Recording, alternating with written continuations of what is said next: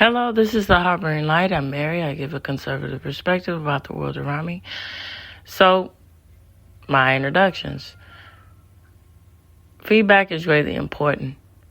Can't stress it enough. And also, your thoughts are very important. So, questions, comments, concerns, show ideas, feel free to reach out to me either through Substack, through email, through comments in X, and of course YouTube would be greatly appreciated. And I do answer your responses, and just any comments you have, feel free to respond and let me know how you feel. All right, so some of the audio platforms that I'm on Spreaker, of course. I'm on Spotify. I'm on Pandora. I'm on iHeartRadio. I'm on Amazon Music, Deezer, just to name a few. So this episode is all about Malaysia, the food. And I'm going to touch on the aspects of cuisine, dining, and the aspects of how all the different combinations of different ethnicities coming together, because from what I'm understanding and gathering and learning more about the Malaysian food culture is more fusion. And I appreciate the listener or listeners from Malaysia. Feel free to give me comments about this, about food from Malaysia too. And so also I'm gonna touch on different aspects of fall seasonings that I found to share with y'all about Malaysian food too, cuisine. All right, here we go.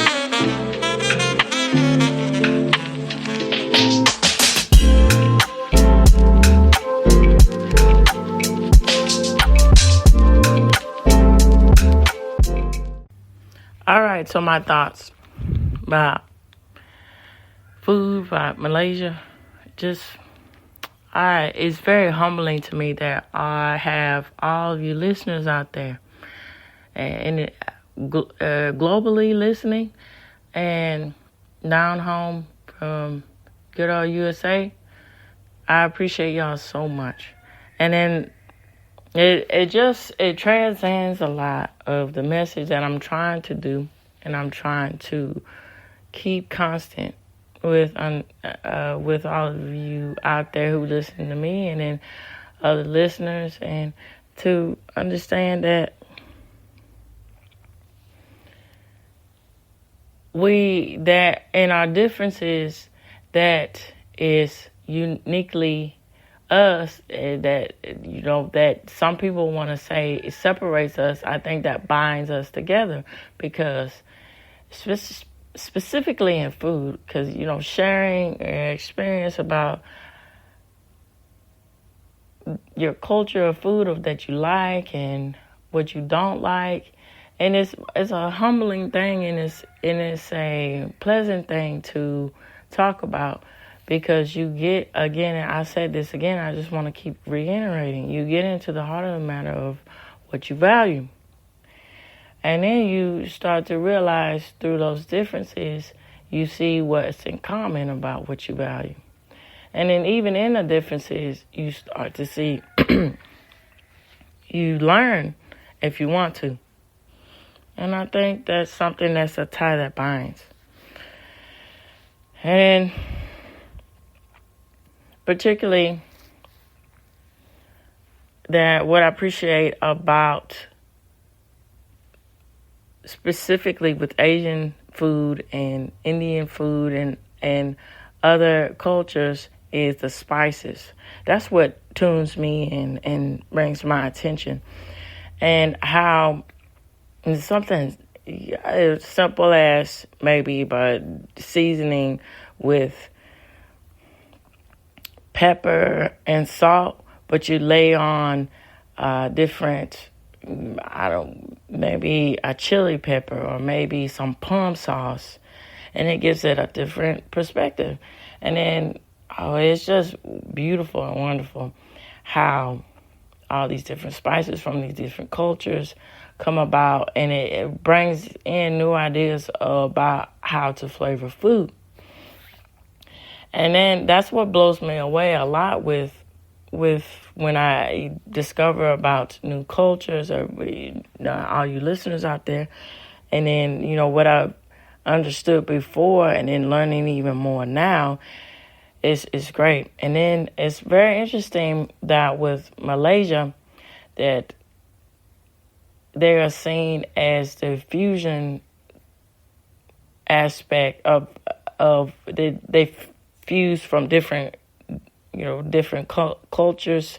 They fuse their influence. You can taste all of that in their meals, and that's very unique, because it says that again that it's important to understand that let's say go back when I was talking last week with Austria.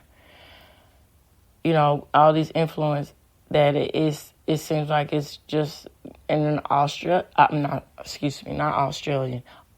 idea with sausages, but that comes from the Italian roots, and then how that influenced the aspect of making something new from the Austrian point of view of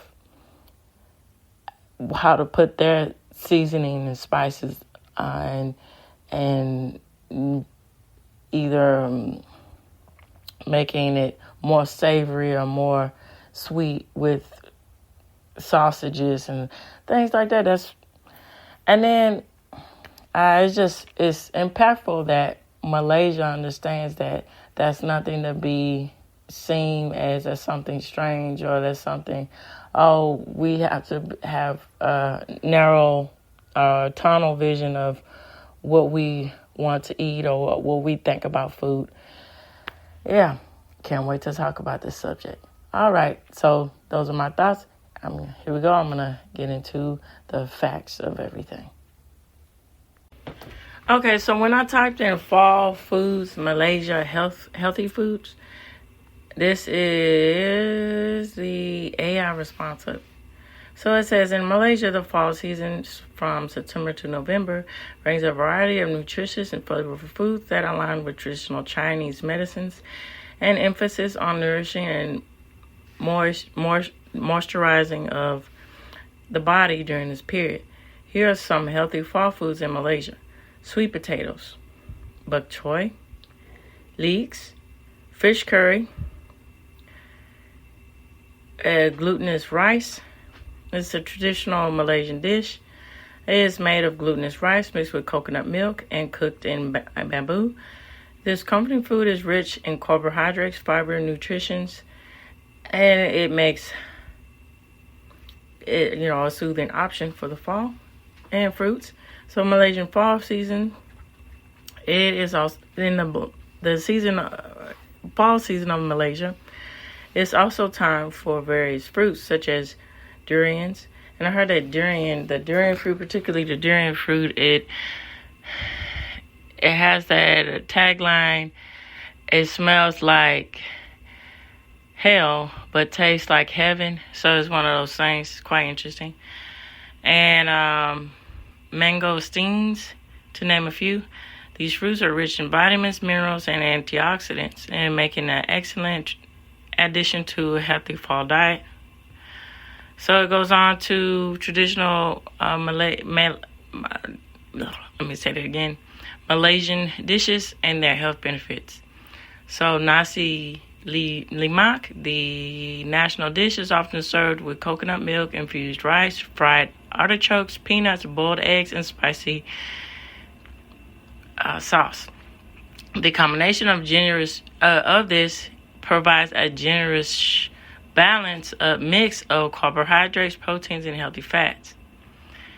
And they also have a rice porridge, which is comforting fall food in Malaysia. I believe the pronunciation of this is cogni, often served with ginger, garlic, and other herbs. Cogni is easy to digest and can help soothe the digestive system during dry fall seasons. And the roti kana, the Indian-influenced flatbread, is made with whole wheat flour and is often served with dal or curry. Roti kalni is a good source of fiber protein and is influxed with healthy fats. And here are some of the sources that are provided for you as far as the AI-generated answer and response. So it's journals, Open Edition, everydayhealth.com, walkaboutmonkey.com, facts and details.com about Malaysia, and just to name a few. And now I'm going to go into an article that goes into more detail about the dishes of Malaysia, and it focuses in on the fusion of like I was saying in my opening thoughts about the fusion of different cultures in the foods and how that's prevalent and how that's broken down. And I, of course, give my thoughts about it. All right. Yes, and of course, the source will be provided for you in this episode. All right, so this source that I'm reading from is entitled Chef's Pencil. It's from Chef's Pencil, the website, so chefspencil.com to be exact, and it's entitled 25 Most Popular Malaysian Foods. So this was written in 2021, November 16th, by Augustine Che. All right, so popular breakfast foods. Coconut milk rice. This Malaysian dish is considered to be the national dish. So the Malay word for rice it looks simple, but each component requires a significant amount of preparation. The rice has to be cooked carefully with coconut cream and pandan leaves. It is traditionally served with fried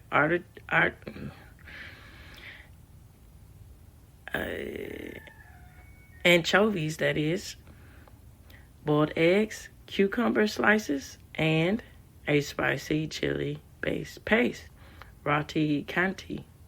This popular flatbread dish, as I was talking about in the AI response, originates from southern India. It's made with ghee and flour. The best roti canty is crispy and flaky on the outside and buttery smooth on the inside. It is usually served with a dal or curry, and sometimes with sugar. You can have it plain or with a wide variety of fillings, as it's listed as this: eggs, onions, mushrooms, cheese, and even banana slices. All right, so toast with coconut jam. A popular breakfast option, the invention of kai toast is often attributed to the Hainanese cooks who were employed by the British residents of Malaysia and Singapore during the colonial era. Quite interesting. And I appreciate that too. I love history so much, but I appreciate how that putting that nice touch of history to explain how this evolved in itself gives a lot of credit to the aspect of how things aren't created in a vacuum. They have meaning, they have merit, and history, expels these things and explains these things if you want to look for it. And that's wonderful. I think that's what that's what it says to me. All right, so it is usually accompanied with coffee or tea and eaten with 2 soft-boiled eggs, which are eaten with white pepper, and dark soy sauce. The toast can be dipped into the runny eggs or eaten separately. Hainanese chicken rice. A culinary staple in Malaysia and Singapore, this dish was reinvented by Chinese immigrants from the island of province of Hainan. They adapted their recipe for Wenchang chicken according to the availability of the local ingredients, creating a beloved icon in the process. So as the name suggests, Hainanese chicken rice pairs poached chicken with seasoned rice. It is usually served with chili sauce and slices of cucumber. Malay fried rice. Fried rice is versatile and a cross-cultural dish.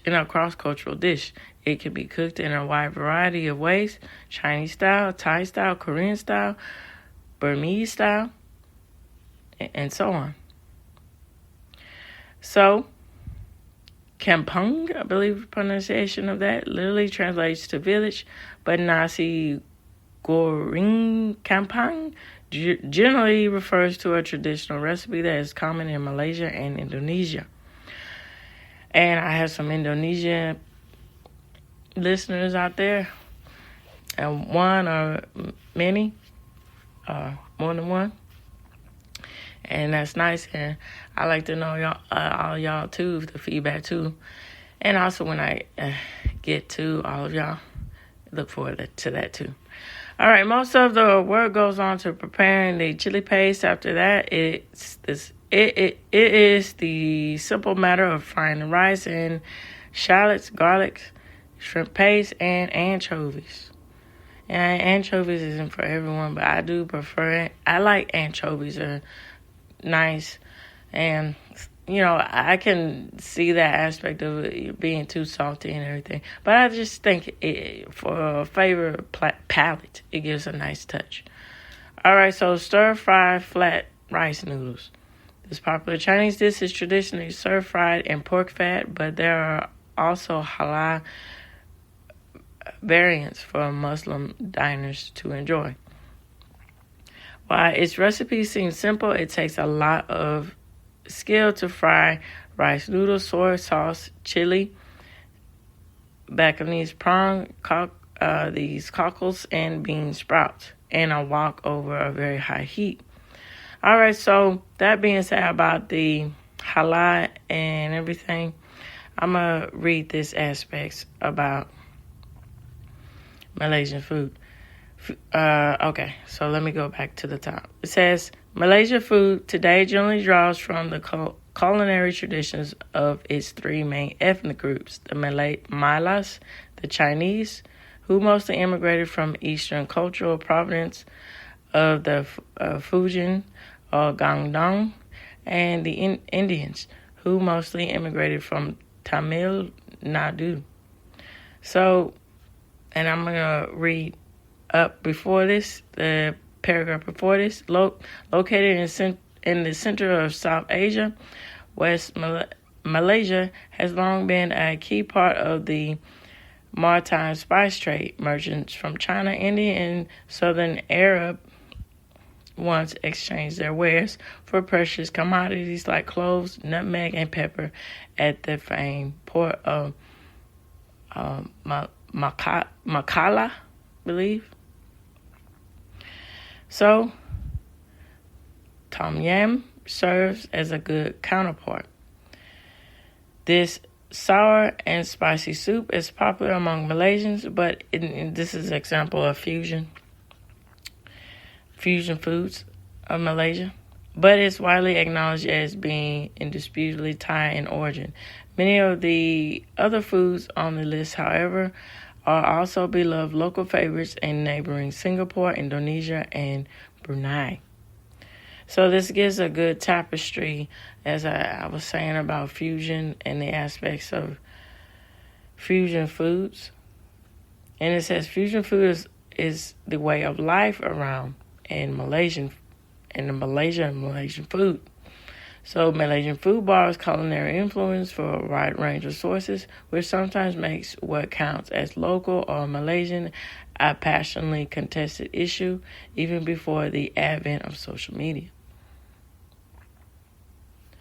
And it's quite interesting with this aspect of, how there's so many different influences. And then it just says the ties to, saying this is going with the impact of nationalism, saying what is truly this, what is truly that. Is quite interesting how that's playing a part in Malaysia, and particularly in Malaysian foods. And that's a nice touch, I think, to give a center around also another layer, a center around about food of Malaysia. All right, so banana leaf rice. So, as the name suggests, this dish is served on a large banana leaf. Hailing from South India, it revolves around rice served with several dishes, pickles, or sour spice soups, various curries, and crispy crackers. It's popular among vegetarians since meat is optional. Curry laska. There are various recipes for curry laska, also known as curry mee. While the noodles used in this dish can vary, it can be yellow noodles, rice from a chili, or thick white laska noodles. It is generally cooked in curry soup that is milk based on coconut milk. It's typically eaten with hard-boiled eggs, deep-fried tofu, and bean sprouts with a spoonful of sambal on the side. So, flat noodles. Pami is a versatile flat noodle dish that can be served dry or stir-fried or in a soup form. There are many varieties, with chili pami being one of the most popular. This hearty, unassuming, and down-to-earth dish usually consists of noodles, leafy greens, vegetables, mushroom, fried anchovies, a poached egg, and minced pork or chicken. The spicy chili paste is served separately and added according to the diner's preference and spice tolerance. So, stuffed bean curd. Like pami, stuffed bean curd are Hakka dishes that can be served dry with 2 dipping sauces or a soup dish. The star attraction is tofu that is either filled with a ground meat mixture or fish paste. All right, so this is a pancake, murtabak. It's popular across South Asia and the Arabian Peninsula. It is traditionally associated with Indian Muslim restaurants. It is basically a pan-fried bread that is filled with generous amounts of minced meat, usually chicken, beef, or mutton, beaten eggs, scallions, and chives. It is usually served with curry, dal, and sambal as a dipping sauce. Slow-cooked beef. All right. Rendang is traditionally meat dish a traditional meat dish that originates from the region of West Sumatra. It is usually prepared for a major ceremony occasions such as wedding feasts or Hari Raya. Large amounts of meat, usually beef, are slowly braised in coconut milk and various spices, ginger, turmeric leaves, chili, lemongrass, etc. It's usually ready to once it's ready to eat once the liquid evaporates the meat and becomes tender and incredibly flavored from the process. All right, so I'm getting into street food. Fish cake. This much-loved street food consists of fish, which is fish cake that is wrapped in a coconut leaf or banana leaf and then grilled.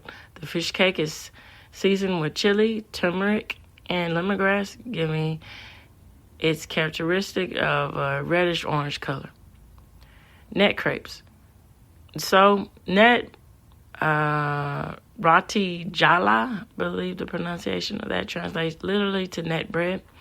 It is a reference to its stringy-like appearance. This popular snack is made from wheat flour, eggs, milk, and turmeric, which gives it, with the turmeric is what gives it a bright yellow color. The batter is poured carefully to create the interlaced look and then rolled, and it is usually eaten with chicken curry. Banana fritters. Ripe bananas are peeled, covered in batter, with a mix of rice flour, cornstarch, baking powder, sugar, and salt. Then it's deep fried to perfection. Turnover pancake. Quite interesting that play on words, pancake, because, I'm taking this in a pan. So the dessert pancake is popular street food that originates from Chinese Fujian province. The batter is made by mixing flour, eggs, sugar, baking soda, water, and coconut milk. Peanuts and sugar are traditionally sprinkled, and before it is folded, either once or twice. Other popular options include creamy sweet corn, chocolate, and or cheese. Fish sausage. That's interesting. This traditional snack hails from the eastern state of Cheriganu. It is usually made with a wolf herring or a fish like that. So this fish is minced and salted and then mixed with sago flour and water. The resulting dough is rolled into a cylinder-like shape, boiled, cooked, and then cut diagonally, or a diagonal cut. The slices are then deep fried, and it is fried in hot oil. So mackerel too is another fish that is used for the fish sausage. Okay, spring rolls. So it's paper thin, which is used to wrap, paper thin skin, which is used to wrap around a wide variety of fillings. So fried papaya is particularly popular in Malaysia. The fried version is usually slimmer and smaller. The spring rolls usually contain a mixture of diced vegetables, carrots, whether that be turnips, carrots, cabbage, things like that, and some minced meat. Fruit salad. So, this is often deemed to symbolize the ethnic diversity and cultural and pluralization of Malaysian society. Its most common form takes the shape of a combination of various sliced vegetables, agave, mango, unripe mango, cucumber, pineapple, etc., and sweet and spicy dressing. Indian Muslim restaurants serve a popular variation that incorporates fried tofu and seafood. Ramly burger. The Ramly burger is named after Ramly bin Monkey, the Malaysian entrepreneur who is well known for his successful halal frozen food company. The company's franchise street stalls can be found across the country, each dishing up a popular recipe that revolves around its flagship burger patty, while the sauce and spices used to season the patty can vary. Good job, baby. The Ramly burger recipe stands out by wrapping the patty in a fried egg. And that's quite interesting. Makes you wonder about the in American culture how, having a fried egg on food, particularly with a burger, how that translates into our culture is that, where's the origin of that coming from? So curry puff. This is a Portuguese empanada, or the Samoa of all three. So the thick pastry usually contains chicken curry, potato curry, or sardines, and it's often enjoyed as a tea time snack by all Malaysians. Shaved ice. Okay, so this usually includes red beans, palm seeds, grass jelly, sweet corn, and agu cubes, and roasted peanuts. The mountain of ice is then drizzled with red rose syrup and condensed milk. That's quite interesting. So it says the island of Pang in the capital city is the historic city of Makala, and the laid-back city of Ipoh are all magnets for local foodies, but you can also get acquainted with more regional specialties by exploring the country's other cities and towns. And it ends by saying Malaysian food is delicious, yet accessible and affordable, and difficult to replicate outside of the region because it depends on many local ingredients and labor-intensive preparation methods. This list is just the tip of the iceberg if this is what suits you. So, I'll paraphrase. And so I'm going to wrap up my end with this. So, it goes with this whole aspect that's quite prevalent. Something that seems simple on the surface is really, when you dig down to the heart of the matter, is very complicated because of the details of attention and the labor and the care that is put into producing something, whether it be food, whether it be clothing, whether it be writing or things like that. And that goes, and that's quite interesting, and that can translate to the aspect of affirmation for life. It seems like you're doing something that's just simply on the surface of it, seems like you're just putting a simple touch to something, or where it be to your work or work ethic, or to how you raise your family, or to how you live. But in actuality, the way it seems so simple on surface is actually more complicated because of how you pay attention to details and how you put your effort into care, and not to overburden the aspects that needs to be done to where it seems seamless and seems like you didn't put very little effort, but you did, because you know how important it is to take things slowly, simply, and pay attention to the detail and do things with care. And I think that's really prevalent to end on that note, and for this writer to say, and this food writer to say. It was quite nice touch. All right, so this reaches the end of the Harboring Light, and of course I'd like your feedback about the Malaysian culture of food, Asian culture of food, or just food in general. Feel free to reach out to me either through email, Substack, X, and of course Phil's comments in YouTube. It'd be greatly appreciated.